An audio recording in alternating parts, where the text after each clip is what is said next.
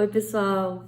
Vamos falar então sobre nazismo, um pouquinho sobre nazismo hoje. Uma curiosidade, um tema apenas que, na prática, eu particularmente acho assim, um dos mais indignantes dessa ideologia, desse partido aí que marcou, né, a década de 30 e um pouquinho da década de 40 na Alemanha, que é a tal purificação da raça. Não tem como falar sobre esse assunto sem falar de eugenia. Eugenia, para quem não conhece o termo, é uma ideia lá da metade do século XIX que pretendia melhorar a raça humana por meio da seleção genética e do controle da reprodução.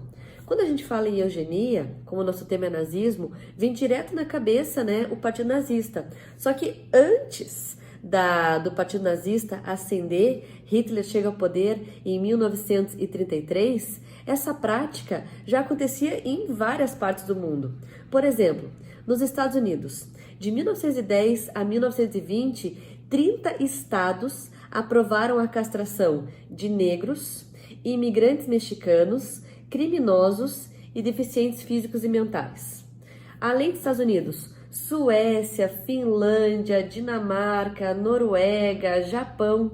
A Suécia, por exemplo, ela vai permanecer com essa prática. A gente pensa que parou ali com o nazismo, depois do Holocausto, depois das atrocidades, né, que aconteceram nos campos de extermínio. Só que não. De 35 a 76, até 1976, estão registrados lá mais de 60 mil esterilizações. A lei de eugenia, né, de melhora aí da raça no Japão, ela só vai ser abolida em 1996.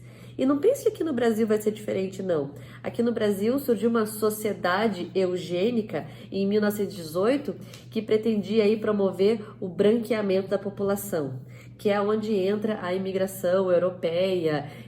Tinha o sentido lá de atender a demanda dos cafezais, mas também tinha essa ideia aí de purificação da raça. Mas voltando aqui ao nazismo, agora que a gente conversou sobre essa eugenia, temos que falar sobre a raça que eles querem purificar. A ideia, né, do arianismo. A palavra ária, ela vem do sânscrito e significa nobre. E essa ideia de superioridade racial, no caso aí, né, falando diretamente dos nazistas, na prática tem aí suas raízes lá no século XV e XVI, quando os italianos, em especial, começaram a diminuir a imagem dos alemães, ligando, né, os costumes, enfim, as heranças germânicas aos bárbaros, que eram, né, violentos e destruidores. Então isso criou, né, um movimento contrário de aquilo que era diminuído, eles começaram a valorizar.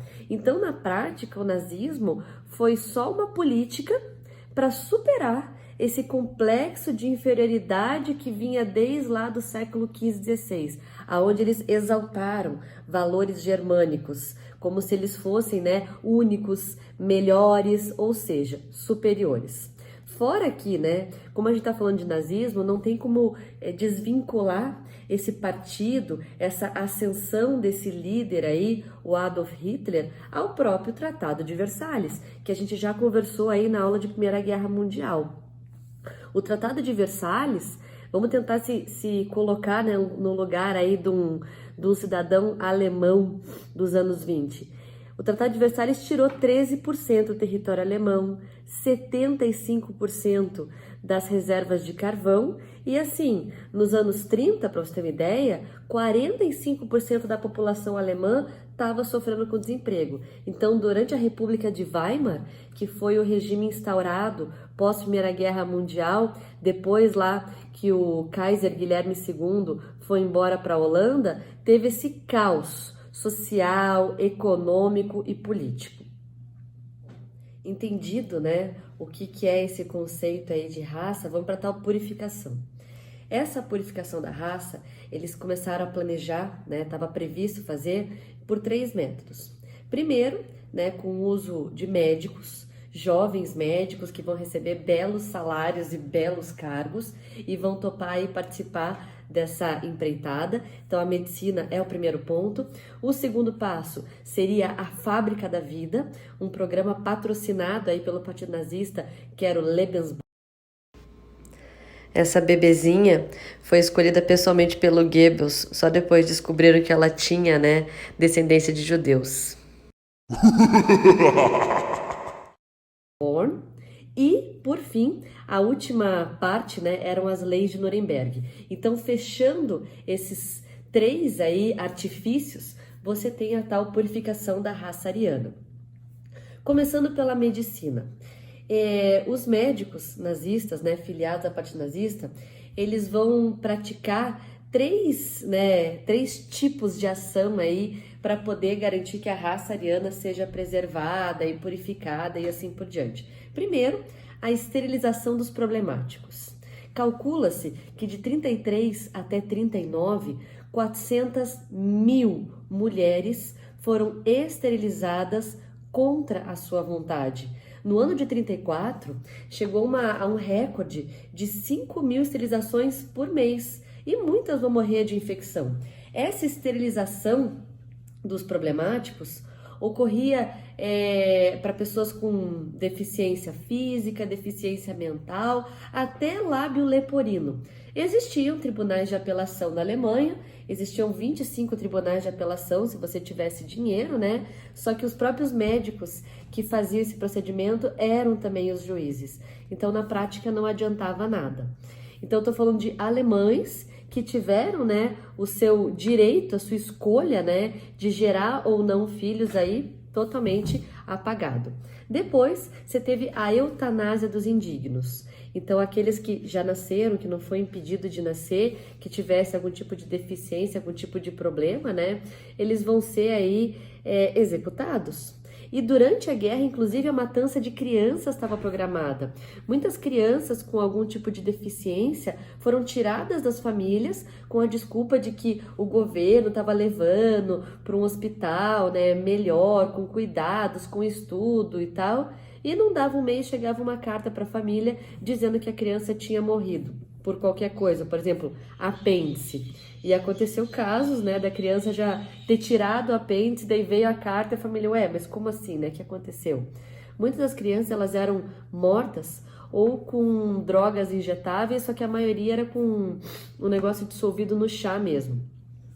E o extermínio dos impuros, que é o mais conhecido, é levar essas raças inferiores para campos de concentração, que depois vão virar campos de extermínio. Os mais conhecidos, aquele que era o maior foco aí dos nazistas, eram os judeus. Só que além dos judeus, você tinha ciganos, homossexuais, testemunhas de Jeová. Bom, a segunda parte, o tal do Lebensborn. Essa associação aí, essa Fábrica da Vida, eles incentivavam mulheres solteiras a terem crianças, que seriam levadas aí as crianças, né, para os melhores orfanatos, teriam os melhores cuidados, porque a ideia era gerar mais membros dessa raça ariana, essa raça ariana que ia tomar o mundo.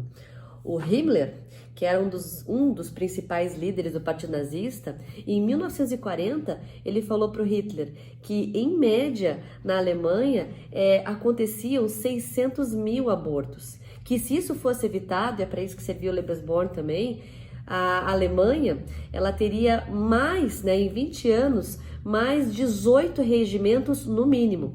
Cada regimento aí dá 1.200 homens. Ou seja, né, eles estavam pensando em militarização, estavam pensando em fazer ali uma grande potência militar, econômica e assim por diante. Além, né, do estímulo a mulheres solteiras terem filhos e tal, teve também no meio dessa história toda, no meio da guerra, o sequestro de crianças. Sequestro de crianças que se encaixavam nos padrões genéticos do tal do arianismo, que não tem nada de base científica, tá? A coisa do formato do nariz, da cor do olho, da cor do cabelo. Então, todo invencionismo aí do misticismo que o nazismo envolvia, né? No meio da crença do arianismo.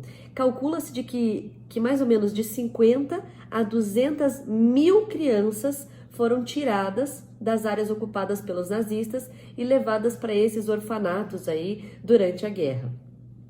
Além, né, desse sequestro, desse estímulo, as mulheres casadas, elas também eram estimuladas a terem mais filhos. Inclusive, elas eram estimuladas com condecoração, uma condecoração militar que os homens, né, em guerra ganhavam. Então, assim, casar e ter filhos deixou de ser uma opção e virou uma obrigação racial. E eles, né, transformam em obrigação, mas com uma compensação. A mulher ganhava medalhas, a medalha da Cruz de Ferro, que tinham 3 categorias. A medalha de bronze, para mulheres que tivessem de 4 a 5 filhos. Foram distribuídos, nos 13 anos que os nazistas estiveram no poder, 2,3 milhões de medalhas de bronze. De prata, para as mulheres que tivessem de 6 a 7 filhos, foram distribuídas 1,7 milhões. E de ouro, daí, né, para quem tivesse 8 filhos para cima, foram distribuídos 1,2 milhões de medalhas. A mulher do Goebbels, a Eva Goebbels, era uma das que ostentava, né, essa medalha de ouro. E para aqueles que estavam começando o casamento, também tinha, tá, esse estímulo aí à grande prole. Então, assim, tinha uma lei, né, um estímulo à redução do desemprego. Então, o casal recém-casado poderia receber do governo 1 milhão de marcos. Um empréstimo que não tinha imposto, que não tinha juros, só que tinha uma condição. O casal, para receber essa grana, a mulher tinha que, se trabalhasse, deixar de trabalhar. E a cada filho que eles tivessem, era abatido do empréstimo 250 mil. Ou seja, com 4 rebentos, estava quitada a sua dívida. Só que, né, também tem o revés dessa história. As mulheres, por exemplo, que recebiam a medalha, podia ser tirada a medalha delas se elas negligenciassem o cuidado com as crianças ou traíssem o marido. E a última parte dessa purificação racial são as leis de Nuremberg. As leis de Nuremberg, gente, elas basicamente, assim, oficializaram, tá, o antissemitismo. Oficializaram essa segregação, essa perseguição aí. E daí muitas pessoas param e pensam, mas por que eles não abandonavam o país? Por que eles não fugiam e tal? Não era fácil emigrar. Para emigrar, a taxa, né, para você ir embora, equivalia do tipo assim, a você largar 90% dos seus bens. E nem todo mundo podia despender disso. Mas voltando para as leis de Nuremberg, eram 3 as leis de Nuremberg. Primeiro, a lei da bandeira nazista, então muda a bandeira da Alemanha para a bandeira do partido, que isso é uma característica bem forte, né, do regime totalitário. Depois, a lei da cidadania alemã, então vai estabelecer por meio da árvore genealógica quem é ou quem não é alemão, ou seja, quem é ariano ou não. Então, se você tem lá 3 ou 4 avós judeus, já está fora, e é aí que muitos judeus vão ser expulsos de universidades, de cargos públicos. É aí que, por exemplo, abrem, né, espaços para jovens médicos, aonde os médicos judeus vão ser enxotados. E, por fim, a lei de proteção do sangue e honra alemães, aonde fica proibido o relacionamento e, lógico, o casamento entre alemães e judeus. Inclusive, mulheres alemãs que tiveram relacionamento com judeus, elas foram linchadas no meio da rua. Então era isso, pessoal. Queria comentar com vocês esse ponto aí específico e falaremos sobre outras curiosidades, outros temas ligados ao nazismo. Obrigada, tchau, tchau!